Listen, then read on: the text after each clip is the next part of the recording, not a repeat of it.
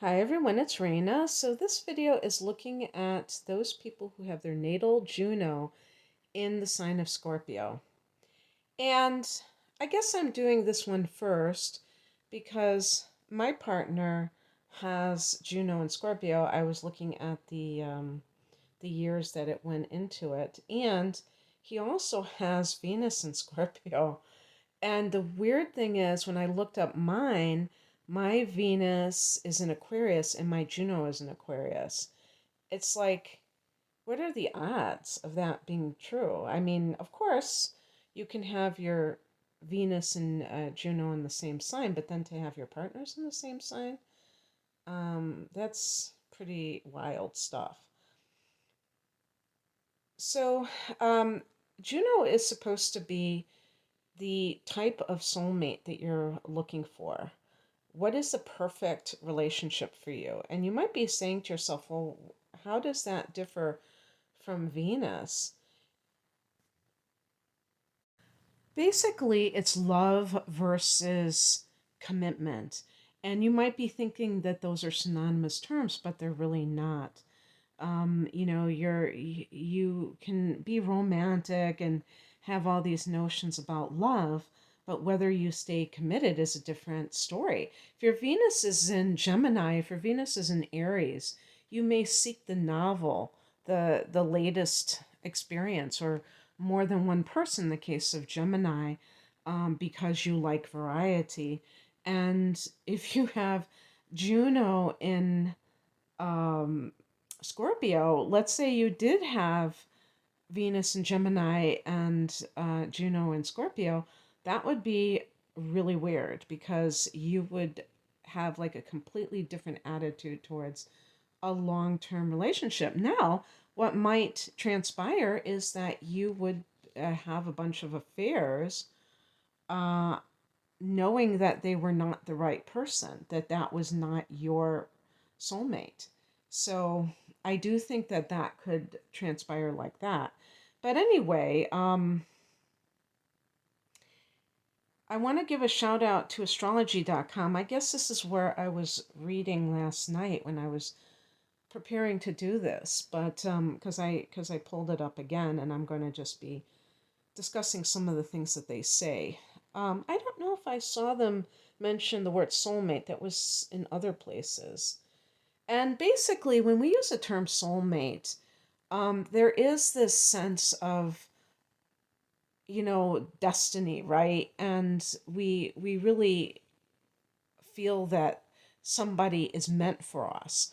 But with Juno, there might be this desire for security. And actually, Juno and Scorpio can be marrying for money because I'm assuming it's because Scorpio rules the eighth house, which is other people's money. So it's kind of like if you, in your natal chart you have Venus in the eighth house, it can indicate not necessarily that you're a gold digger, but that your partner's money, that you benefit from it, and you may even seek it out in terms of when you are in that dating phase, that you're you might not come out and say, okay, how much do you rake in a year, but you might see how they are rolling. And if they seem like they are rolling in dough, then you might be more interested. And so the other thing too is I don't really do, when I do love readings, personal readings, I don't do like a synastry chart, and I try not to compare people's charts and say, okay, you have a conjunction with your da da da and their da da da. I don't really. Sometimes I'll say something like that, but I feel like that is always going to be the case when you're in a relationship, even if it's a bad relationship, that you're going to find some astrological correspondence that goes along with the two people being somewhat suited for one another. But the danger is that it could encourage a person to stay with someone who is clearly, toxic for them, and I don't want to do that.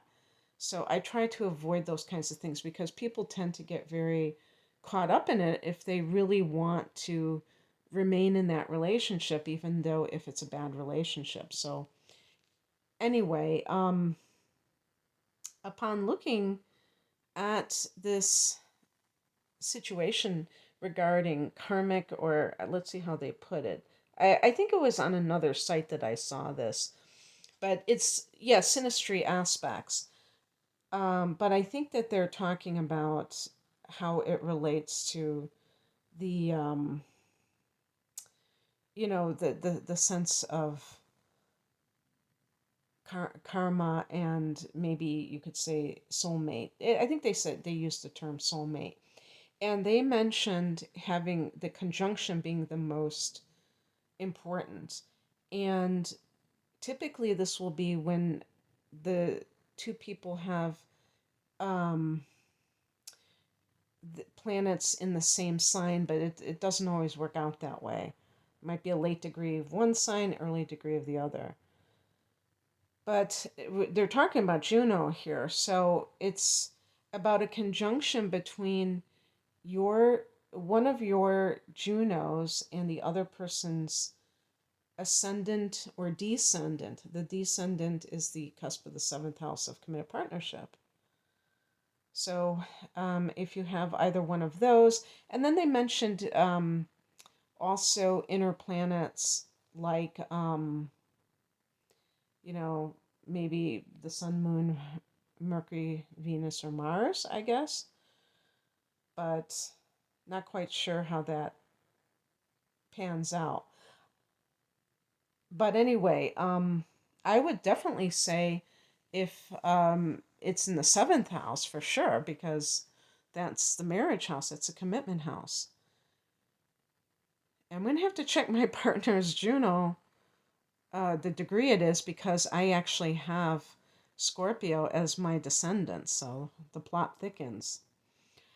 So anyway,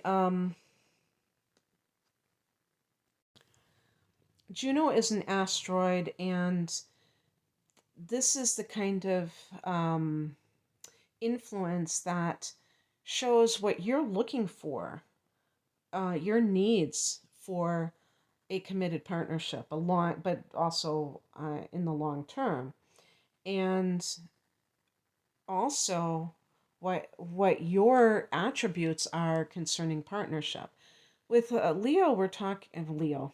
With Scorpio, we're talking about a fixed water sign. So everybody always says that Scorpio is intense, and of course that's true.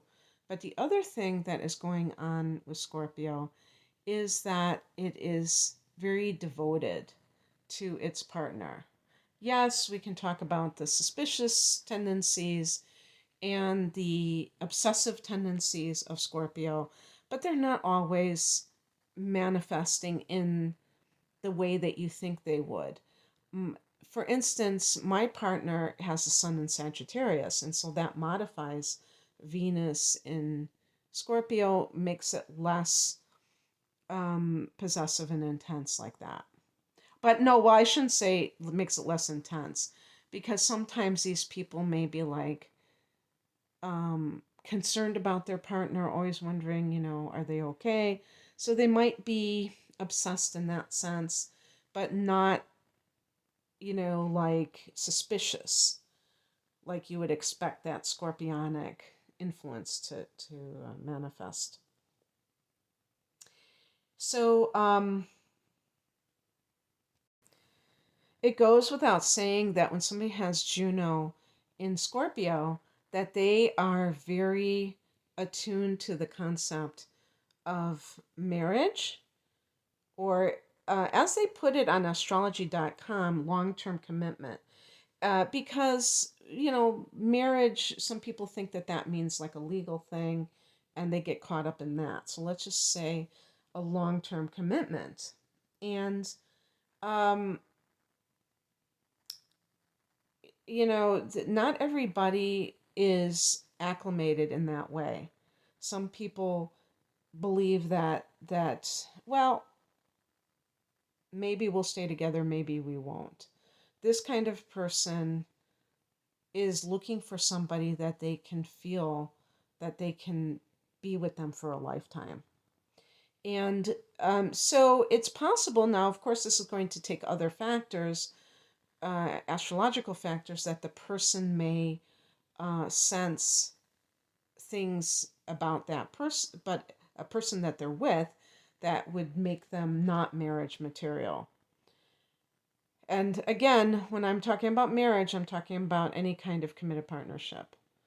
It doesn't have to be legal, it could be a live-in situation.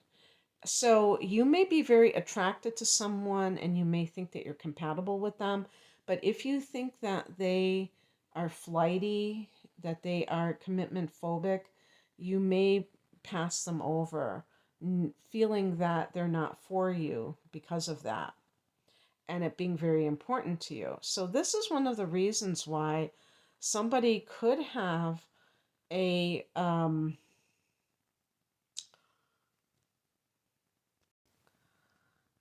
Venus in, like I said, Aries or Gemini, and be very, or even something like Aquarius, which, might be um, adverse to commitment in some cases because they don't feel that sense of freedom, or they fear that that would be the case, where they might have that, and yet they might be very adamant about they need a certain type of person, and that's very important to them, that that person be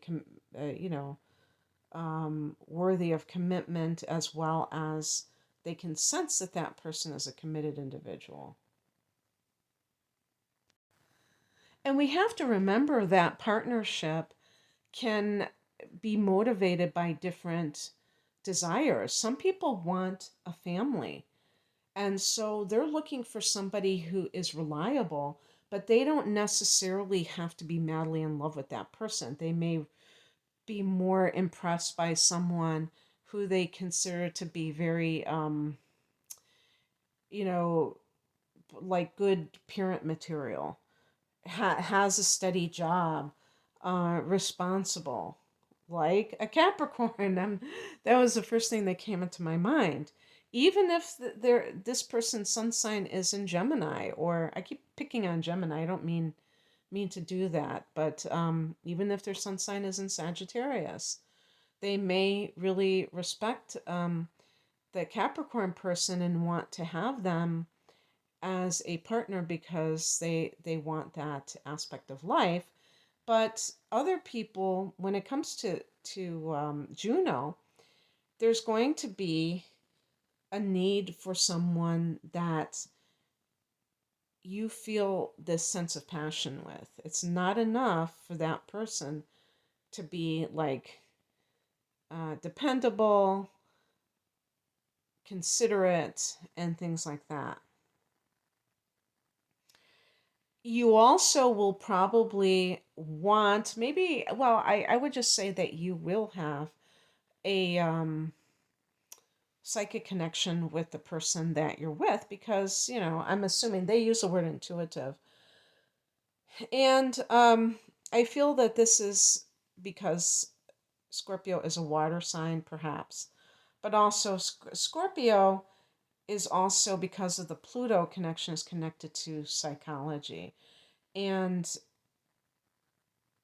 the the the eighth house that Scorpio rules is also the house that is connected to sex. We could say one of the houses. The fifth house that Leo rules is also a house that is about pleasure. So sex from that angle. This is more about merging.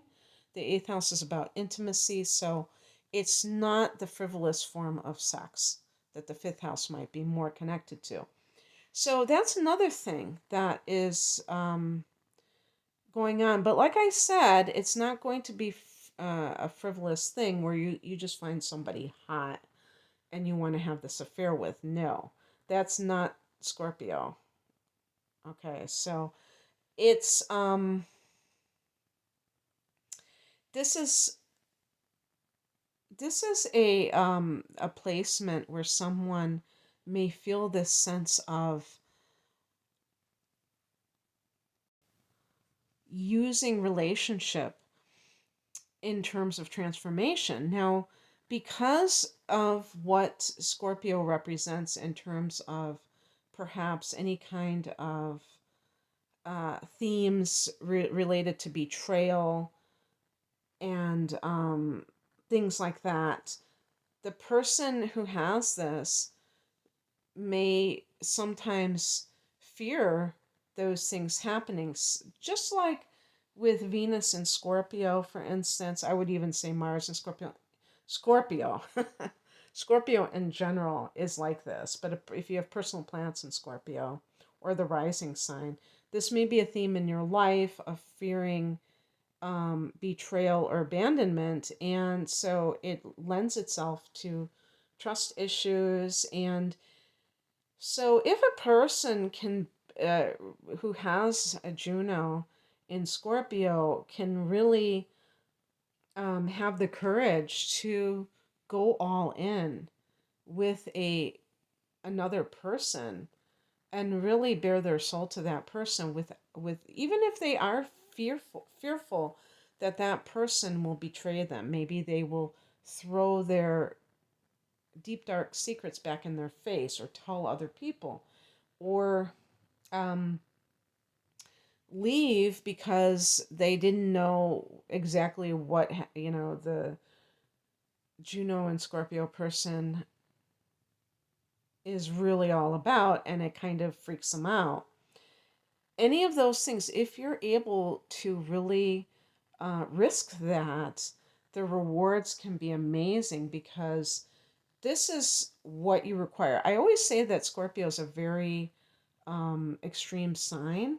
So suffice it to say that relationships are all or nothing for you, and you cannot have that superficial kind of relationship. And I'm talking about like on the marital level. Whereas, as I was saying earlier about somebody who's interested in, building a family, or if they sense this entrepreneurial talent in their partner or business acumen, they may be like, hey, we would make this amazing team.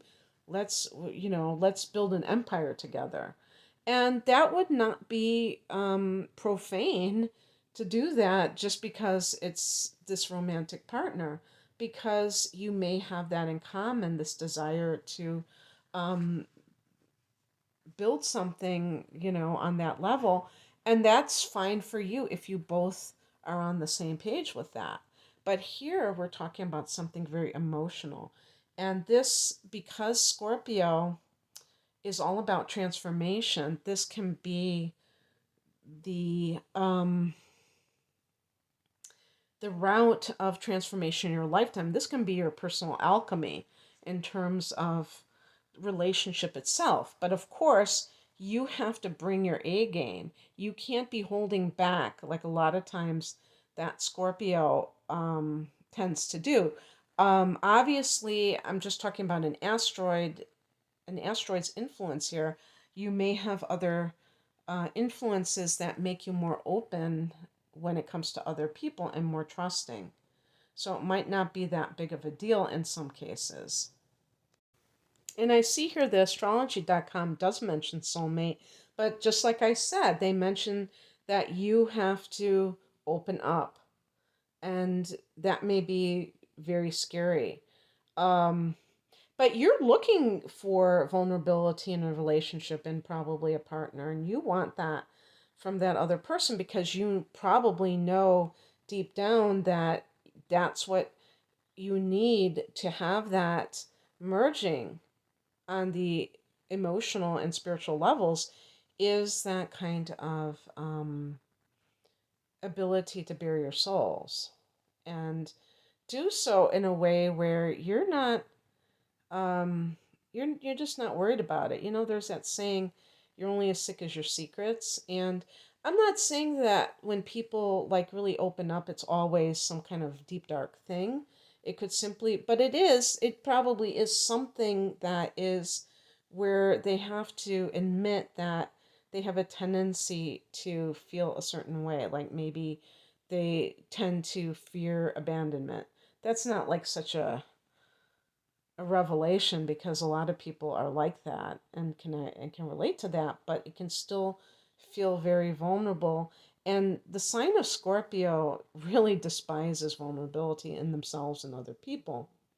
And this is kind of that adjustment that has to be made. Now, I could be, speaking more about somebody who's a sun sign in Scorpio, because that is going to encompass a lot of that, the essence of the personality, more than these little aspects like the asteroid Juno or even Venus.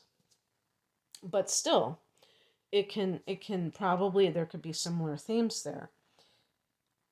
So suffice it to say, you're looking for commitment from that other person. You're not looking for lukewarm. You're looking for intensity from that other person. And you also are looking for complexity. I always say that Scorpio is a complex sign because I think because it's ruled by Mars and Pluto. And I think of Mars, the god of war, that it is the ruler of Aries, and how that can be so fiery, the warrior spirit. And then when we talk about Pluto, it's kind of that hidden influence that is also very aware and obsessed with power, and obsessed, period. And how do these things meld together? Well, the Mars energy wants to act, but Pluto is very covert. So there sometimes one is open and one is very hidden. So that can be a theme of any kind of Scorpio influence in the chart, is that there's a mixture of the overt and the covert. And so they even use the word dramatic, that is about relationship. Now, drama in relationships is not really a good thing. However, a dramatic relationship might be that the two people, they are doing life in a way that is much more, I would say, intentional, emotionally intentional. That they're not just going through the motions. You have these, like I said, when you're talking about more practical unions, where the people are like helpmates, and they're kind of like, hey, honey, can you go to the store and buy a loaf of bread or something? And okay, we're gonna do the laundry together. I know, I always like inject these kind of random little stories, but it just, maybe, if you ever go to the laundromat, you can tell me if you know what I'm talking about and explain this to me, because I have no clue why people do this. Why do people go to the laundromat together?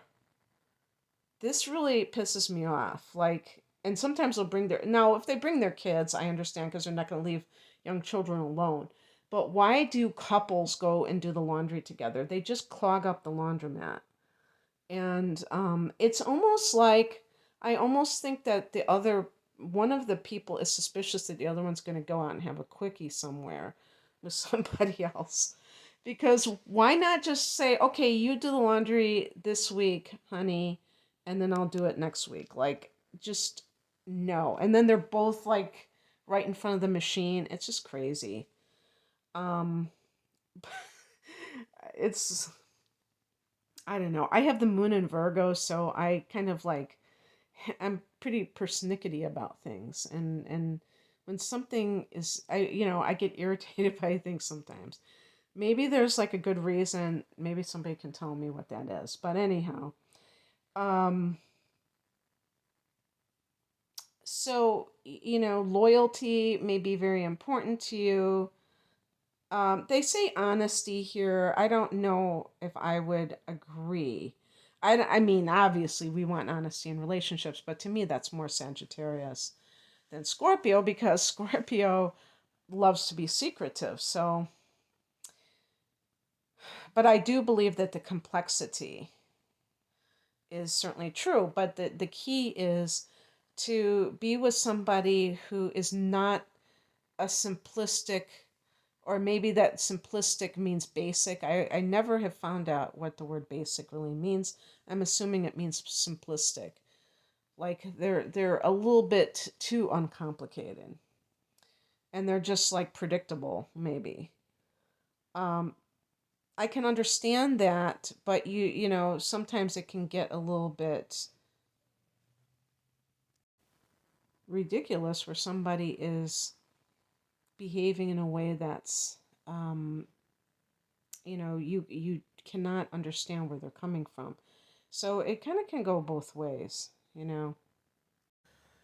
The key is with complexity is that there's a rich quality to it, where and that's where the deepness and the passion, or if you want to call it dramatic elements, also feature into things because the person is profound. I think that's a word because I was thinking of the word deep, and I think it's synonymous with profound. So, in other words, as opposed to a superficial kind of a partner, because you're going to bring that to the table as well as that profundity. All right, that's what I have for you. I hope that this resonated. If you would like a private reading, the link is below. Take care. Bye.